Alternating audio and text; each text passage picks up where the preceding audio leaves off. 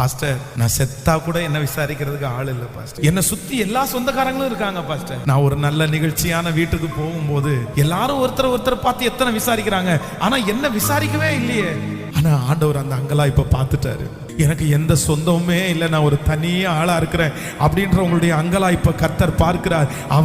கர்த்தர் தான் வாக்கு கொடுக்கிறார். இந்த மாதம் நான் உன்னை விசாரிக்கிற மாதம். உன்னை விசாரிக்கிறதற்கு யாருமே இல்லாவிட்டாலும் இந்த மாதம் பரலோக தகப்பனாகிய ஆண்டவராகிய இயேசு கிறிஸ்து உன்னை விசாரிக்கிறார். உங்கள் பிள்ளைகளை விசாரிக்கிறார். உங்களுடைய சூழ்நிலையை விசாரிக்கிறார். இதோ அவர் விசாரிக்கும் போது குறைவுகள் எல்லாம் நிறைவாக்க அவர் விசாரிக்கும் போது இதுவரையிலும் கிடைக்காத பலன் உனக்கு திரும்ப கிடைக்கிறது.